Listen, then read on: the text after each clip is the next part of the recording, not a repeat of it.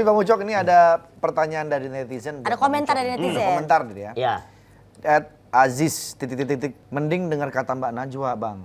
Jadi ketua RT aja dulu. Daripada jadi caleg. DPR RI. Aku kalau jadi RT itu udah Udah pernah? tetangga. Hah? Ya. Tetangga. Tetangga RT udah Tetangga. pernah. Tetangganya RT. Iya, tetangganya RT pernah. Pak Tapi RT jujur loh. Iya. Jujur loh. Ya ini Bagus. beloknya enak ya. Iya. Iya. Saya pernah, tapi tetangga. Tetangga. Gue pikir pernah jadi RT, Itu aku udah kayak nunggu saya loh. sekolah dulu Iya. ditanya sama ayah, kamu Jumatan nggak? Jumatan, tapi temen. Tapi temennya nggak dilanjutin tapi. Iya, Ya. gitu.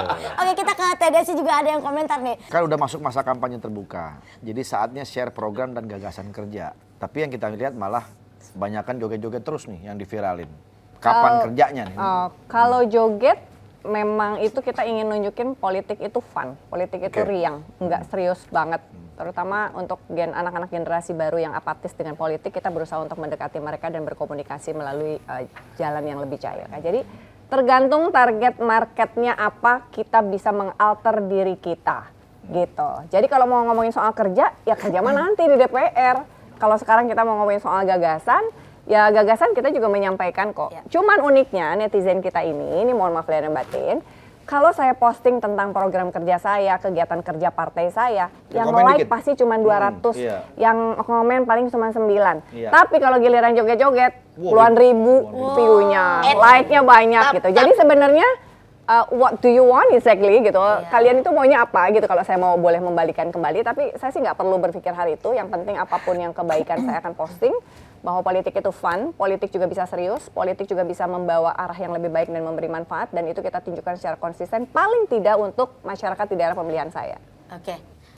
Tunggu TDC. Ini buat Kang Farhan juga ada pertanyaan.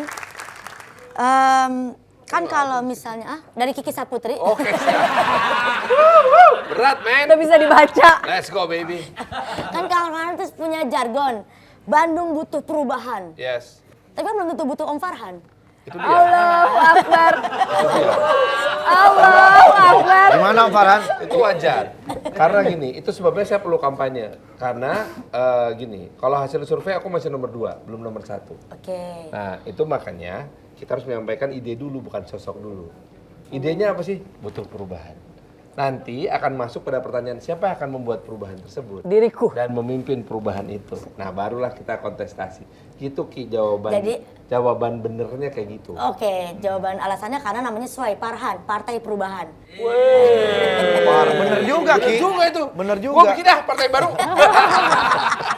Tapi ya mah orang Sunda pisan. Farhan. Farhan. Farhan. Partai Perubahan. Partai. Nih kita Oke, mau silakan. nyentil sedikit nih soal kasus yang sekarang ini orang kalau nggak diviralin nggak bakal ditanganin. Ya. Banyak loh kasus-kasus gitu. Ya, betul. Padahal mungkin dia benar, tapi karena nggak ada yang mendukung, akhirnya ya udah tiba-tiba dipidana dan lain sebagainya. Contoh kayak kemarin tuh ada kasus yang ada seseorang membela diri, ya sampai Pencuri akhirnya kambing. mencuri kambing sampai akhirnya dia membunuh pelaku Ya, si pencuri, betul. tapi malah dia ditetapkan sebagai tersangka. Ya. Kalau itu tidak diviralkan, dia pasti akan terus dipidana atau dipenjara. Tapi karena viral, akhirnya ditangani dan akhirnya sekarang bebas. Nah ini seperti gini gimana nih Om Farhan menangani gini? Apa harus diviralin dulu? Susah dong kalau begitu. Banyak kasus seperti itu, tetapi kalau saya sih percayanya pada satu hal, bahwa aparat penegak hukum yang terdiri dari polisi, penyidik, kemudian penuntut jaksa, Iya. serta pengadilan, ini menjalankan tugasnya. Saya malah seneng kalau sekarang ada fakta bahwa banyak harus viral dulu baru ditangani dengan gercep. Artinya kontrol sosial dari masyarakat bekerja dan berjalan dengan baik. Kalau saya beda.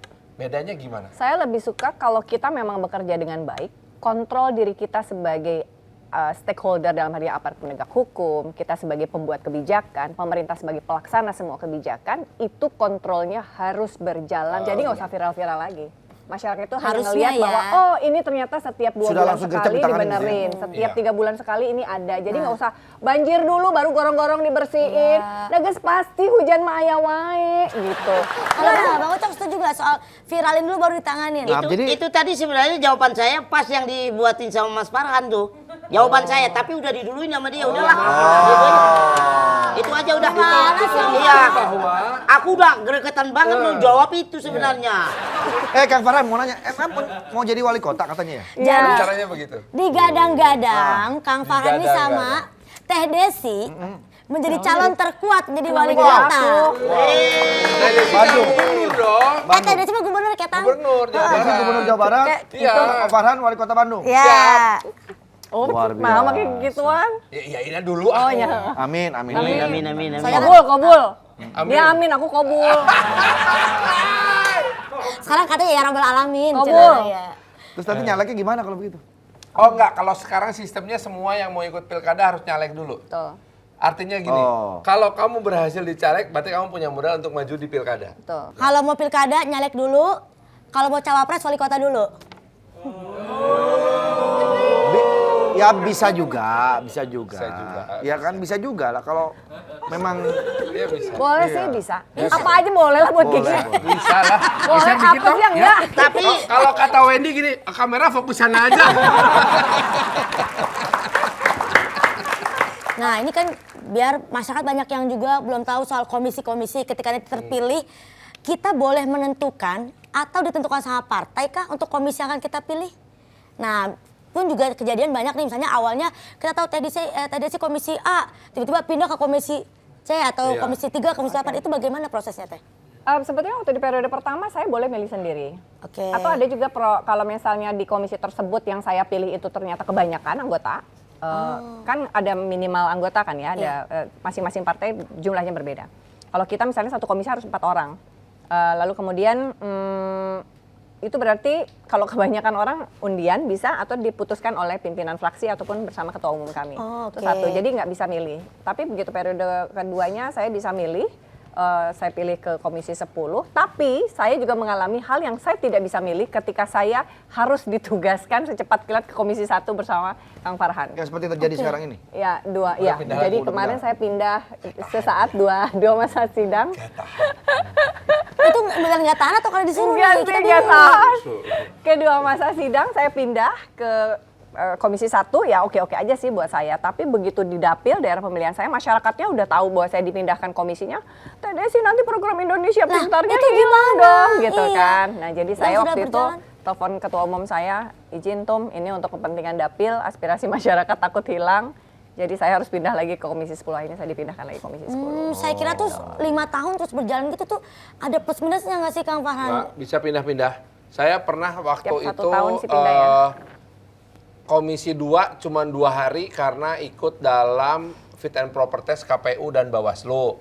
Udah gitu masuk ke komisi 11 cuma 2 hari karena ikut fit and proper test ketua BPK. Berarti BKO terus lah ya. Iya. Itu kenapa kok 2 hari Ke komisi 8 karena waktu itu ada perdebatan dan persetujuan untuk biaya haji, Biaya haji. gitu. Macam-macam alasannya. Itu karena sesuai dengan dibutuhkan ada pindah-pindah atau karena nggak kepake makanya pindah-pindah? Ada yang nggak kepake. Kita kan pertanyaan awam Teh. Ada yang nggak kepake. Masuknya kemana tuh? Iya. Artinya partai berhak untuk menonkomisikan seseorang Ada anggotanya. namanya non komisi. Ada. Itu jadi ngapain? Nggak Ya, ngapa-ngapain. Di rumah aja. Diam aja dia. Gaji masuk. Masuk. Wah, enak, Enak banget tuh. Enak tuh Bang Ucok. aku- Pilih yang non komisi. iya benar ya. Tapi tetap ada kewajiban reses. Iya itu aja lagi nggak Tetap ribet ada ya. kewajiban reses ada. Apa itu reses? Reses itu adalah Itu aja di non komisi. ya, non komisi ada. Iya. Non komisi itu nggak ribet, tapi Iya. ada setiap kewajiban reses. Reses Apa itu itu nanti dari Sekretariat Jenderal DPR, abang akan dikasih anggaran. Anggarannya untuk bikin pertemuan 20 kali pertemuan Iya. dengan masing-masing Masyarakat. 50 orang. Iya nggak Dan jadi untuk- masalah. 100 untuk- kali juga nggak jadi Iya. masalah. Nah setelah itu mereka pulang, abang mesti kasih uang transportasinya macam-macam. Tapi kan duit yang dari situ kan? Dari pemerintah Iya, ya? iya. Dari Sekjen sebut tepatnya. Udah kerjaan saya lah itu. Jadi non komisi ya? Iya. Non komisi aja. Coba itu, cuman bagi-bagi doang. Oke, tepuk tangan buat ketiga caleg kita hari ini.